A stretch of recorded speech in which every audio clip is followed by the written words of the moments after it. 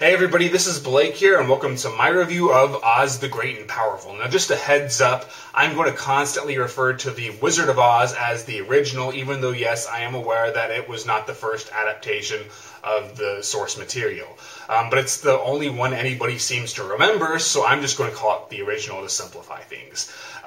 So the original Wizard of Oz is one of the most iconic movies of all time. It's been 10 to 15 years since I've seen it, and yet so much of it has stayed with me. I can remember so many scenes, pieces of dialogue, various visual effects, the songs, and considering I have a piss-poor memory, that really says a lot. But based on my memory, I remember really liking it. The production values, even though yes, it is a very old movie, it is they are incredibly appealing. There's a lot of eye candy, but there's a certain amount of depth to it. You really care for the characters, their plights, and I think in a lot of ways it's one of those timeless classics, but at the same time I think it could have only been made in the 1930s. There's just something much more powerful about it when you know how, it took place during the Great Depression, so the sort of the black and white, grim sequences of the beginning, it really reflects that time period. So you could definitely see that context there. And then when she goes into Oz and it's this bright, vivid, Technicolor land, it's just gorgeous to look at. But also it's more impressive when you consider how it is one of the first movies to really utilize Technicolor. So it was an innovator in the purest sense. So it's just a film that I find to be fascinating. I probably should watch it again, but even if I don't, I'll probably always stay with me. It's just that great and impactful of a movie. They attempted to do a live-action sequel in the 80s. It was just called, I believe, Return to Oz. It was a flop at the time, but it has developed a cult following. I have seen it, and I think it's just sort of uneven. I like a lot of aspects about it, but I also dislike just as many elements. So, for example, I think it had great special effects. I like how it explored darker themes than the first film did, and it has some moments that are actually kind of scary. But I felt the silly parts were just too silly, and they were a little annoying. But even worse, they didn't gel well with these edgier moments. And the end result for me was sort of a bipolar mess. But at the same time, I can definitely see its appeal, and I do respect it to a point. At least it tried something new, so I understand and respect why it has such a following. But since it was considered a flop, there was no efforts to make another Wizard of Oz movie until now. And honestly, I'm surprised they even did it, because it seemed like they were in talks for a while, but I wasn't aware that they had gone into production. And even though it cost like $200 million to produce, there was apparently some behind-the-scenes drama where they couldn't use certain aspects of the original film due to a rights dispute. I don't completely understand that, but so that kind of concerned me. Nothing about the trailers really jumped out at me either. I mean, they looked okay, but nothing special. And the reviews, for the most part, were very lukewarm, so expectations were pretty low. But then I saw the movie, and honestly, I thought it was okay. Is it as good as the original Wizard of Oz? Hell no. I guess I'd say it's comparable to Return to Oz, but at the same time, that's a bit of a simplification. The Return to Oz, for all its flaws, was much more daring. It took risks, whereas this one plays it safe. So, like, when it comes to people who like the Return to Oz, it's because they either overlook or don't even notice the problems with that movie, so they can just embrace the strengths. Where this film, the strengths aren't as pronounced, but nor are the weaknesses, so you might just think it's mediocre. But in terms of my feelings, it's a visual-oriented movie. It's all about the locations, which look great. There's a lot of panoramic wide shots. There's a lot of color to the sets. I'm sure much of it was CGI, but I thought the CGI blended in with the non-CGI stuff seamlessly. It looked flawless. There wasn't a single bad special effect. The closest it came to it was with the flying monkey. His face just looked a little off, but not much. And I only honestly felt that way maybe one or two parts. And then the trailers, I thought, oddly, the trailers made the special effects look worse. I'm not sure why. But one thing, too, about the special effects, like when it came to the CGI characters, they're very animated. There's a lot of expression in their faces and their body movement, and the end result is you don't really see them as special effects. And I was proud that they gave them personalities too. So actually, in a lot of ways, my favorite character was that China doll, just because it's a blatant special effect there, but they do it so well that you cease looking at it as a special effect. You just see it as another character, and she gets quite a bit to do. Anything else I could say in terms of visuals? Not really. But here's one of my personal beliefs in film.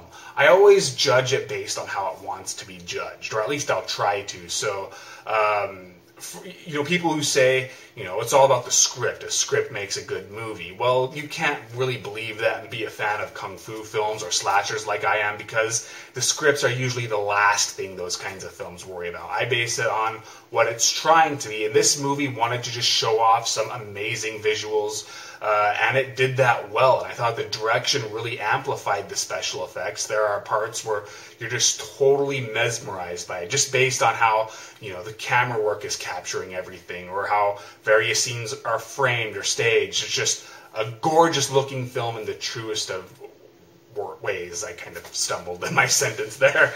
The CG, or the 3D, was also, I thought, really good. It's both immersive but also kind of gimmicky. So, and I really like that. I'm glad they actually combined those brands of 3D. So you'll have scenes where when he first arrives in Oz in the air balloon, and you feel like you're there, where when he's going through the water's kind of flying up at you, and it really, I thought, added a lot to the visuals. And I'm always thrilled whenever you have a scene like where the henchmen throw their spears and they go right at the camera, so it causes you to flinch. I like that stuff too. So I was thrilled with this movie on that level.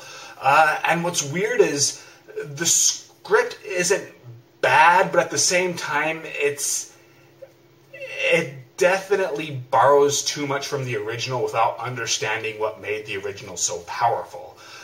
So once again, for example, the film opens and it's in black and white. And by the way, this was the only part I didn't like the 3D. I felt the visual style just didn't complement the black and white very well, and it, to me, it made, like, whenever the camera would move, it seemed like things became a little bit too blurry, even though there still are a few good 3D shots. But that was the only problem I had with this movie visually.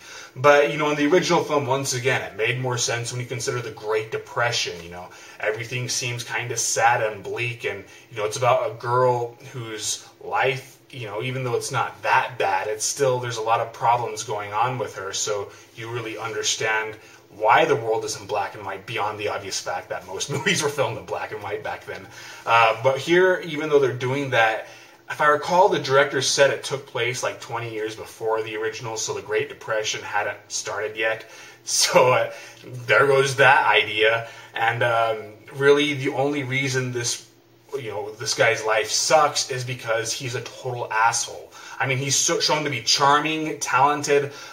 He has all the women he wants. He seduces them incredibly easily, and yet he's sad because he hasn't achieved greatness. Well, heads up, dude, you're not going to do that being a con artist. So it's like you can't really feel bad for him, even though they do, I think, a decent job developing him.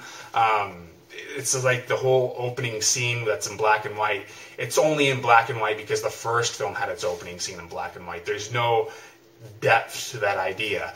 And also, one thing in the original I thought was kind of cool was how the people she encountered in Oz resembled real-life people she knew.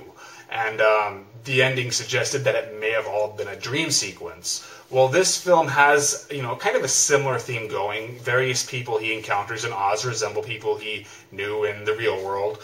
But there's never any of that ambiguity. You never wonder if this is really a dream or whatever.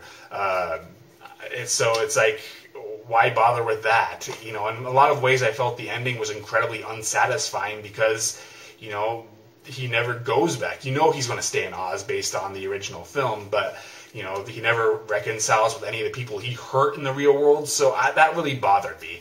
But at the same time, I do have to give it credit, for it does put a lot of effort into fleshing out its characters and developing its characters, and even though I thought they succeeded in a lot of areas, in a lot of ways I felt the special effects were almost too good. They were definitely upstaging the actors and characters, which is weird because the actors all have quite a bit to do. Take James Franco, for example. I like him, but I don't think he makes a good leading man. Whenever I see him as the main character, I usually think he's really boring.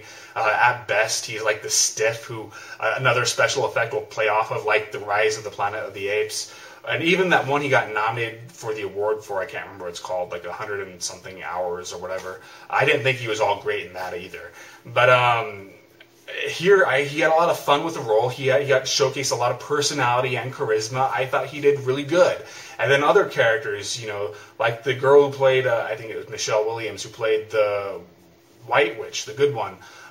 She isn't just boring like I thought she would be. She actually showcases a personality of her own, and she's kind of fun to watch. And my favorite was probably Rachel Weisz, who really hams it up, but she's so over the top that you just love seeing her every time she's on screen. And Mila Kunis, she has quite a bit to do. I don't really want to spoil anything there.